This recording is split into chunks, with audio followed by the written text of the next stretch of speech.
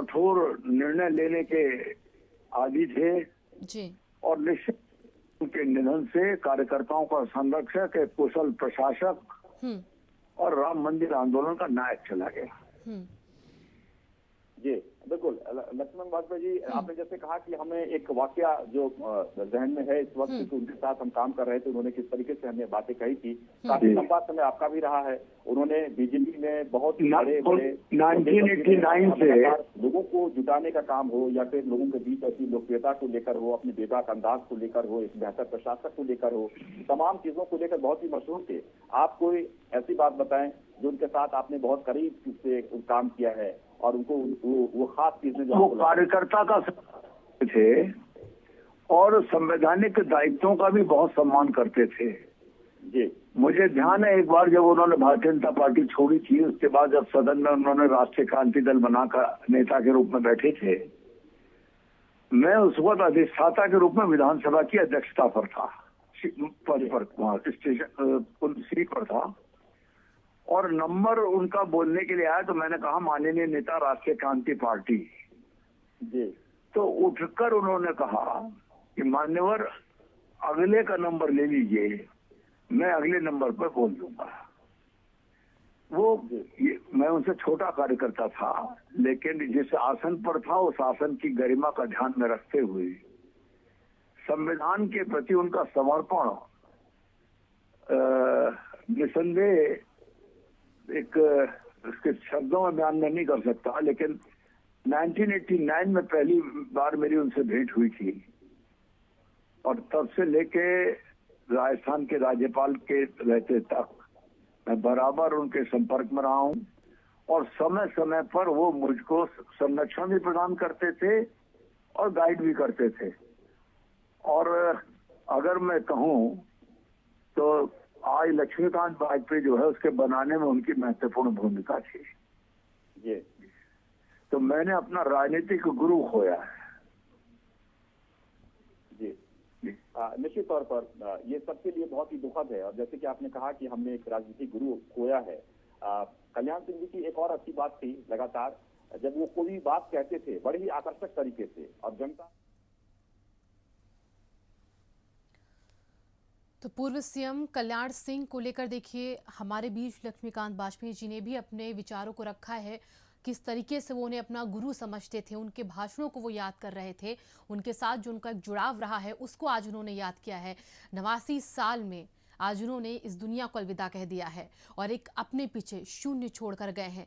PGI में अंतिम सांस ली, डायलिसिस उनका हुआ, उनके ब्लड शुगर को कंट्रोल करने की कोशिश की गई, इन्फेक्शन को कम करने की कोशिश की गई, लेकिन वो आज हमारे बीच अब नहीं है। लाख कोशिशों के बावजूद भी आज उन्होंने इस दुनिया को अलविदा कह दिया है। लंबे समय से अस्पताल में भर्ती थे बीजेपी के दिग्गज नेता कल्याण सिंह और पूर्व मुख्यमंत्री कल्याण सिंह को लेकर आज हर कोई दुखी है, हर एक की आंखें नम है। लंबे समय से उनके इलाज को यहाँ पर जारी रखा गया था ताकि उन्हें जल्द ही स्वस्थ किया जा सके, लेकिन डॉक्टरों के निगरानी में भी उनके स्वास्थ्य में जो उतार चढ़ाव हुआ उससे भी हर कोई वाकिफ रहा और आज उन्होंने अंतिम सांस ली है। पीजीआई अस्पताल में कल्याण सिंह का निधन हुआ है। लंबे समय से अस्पताल में उनका इलाज किया जा रहा था। बीजेपी के दिग्गज नेता पूर्व मुख्यमंत्री कल्याण सिंह राज्यपाल भी रह चुके हैं वो, और इसी के साथ कई बार अतरौली से विधायक भी रहे हैं। तो उनका राजनीतिक सफर काफी शानदार रहा, जनसंघ के साथ वो जुड़े रहे हैं और 89 साल तक बीजेपी के साथ रहकर, हालांकि कुछ नाराजगी जरूर बीजेपी के साथ उनकी रही है, जिसकी वजह से पार्टी से अलग भी हुए, अपनी पार्टी भी बनाई, मुलायम सिंह से भी हाथ मिलाया, फिर बीजेपी में उनकी घर वापसी हो गई। लेकिन अलग होने के बाद भी बीजेपी के साथ उनका एक जो रिश्ता वो मजबूती के साथ बना रहा और इसी वजह से उनका कद आज भी बीजेपी में बड़ा है और आज हर कोई उन्हें याद कर रहा है। उनकी खूबी ये थी कि उन्होंने बाबरी मस्जिद विध्वंस में अपनी एक महत्वपूर्ण भूमिका निभाई। आडवाणी के बाद अगर किसी की भूमिका देखी जाए तो वो कल्याण सिंह की भूमिका रही थी। उनके पहले मुख्यमंत्री के कार्यकाल के दौरान उन्हें दो बातों के लिए याद किया जाता रहा है। नकल विहीन बातों पर उन्होंने ध्यान दिया, परीक्षाओं को लेकर, और दूसरी बात ये रही थी कि उसी वक्त बाबरी विध्वंस को लेकर उन्होंने अपनी महत्वपूर्ण भूमिका निभाई थी, जिसकी वजह से उन्होंने अपनी सरकार को भी जाने दिया हाथ से। सिर्फ एक हिंदू हृदय सम्राट की छवि उनकी देखिए उस वक्त जिस छवि के लिए उन्हें आज भी जाना जाता है, एक समाज को उन्होंने रिप्रेजेंट किया, लोधी समाज को उन्होंने रिप्रेजेंट किया, पिछड़ों की आवाज़ बने, बीजेपी की वो किस तरीके से लगातार प्रगति में साथ देते रहे, बीजेपी को शीर्ष तक ले जाते रहे और आज उसी पार्टी को उन्होंने अलविदा कहा, देश की राजनीति को अलविदा कहा है और सभी के दिल में एक अपनी जगह उन्होंने बनाई है। बीजेपी के दिग्गज नेता कल्याण सिंह हमारे बीच में नहीं रहे हैं। उत्तर प्रदेश के 2 बार वो मुख्यमंत्री रहे हैं। 1991 में पहली बार वो मुख्यमंत्री बने, 1992 में उन्होंने इस्तीफा दिया, फिर 1997 में दूसरी बार वो मुख्यमंत्री बने बीजेपी से और उसके बाद अपनी सरकार को चलाया।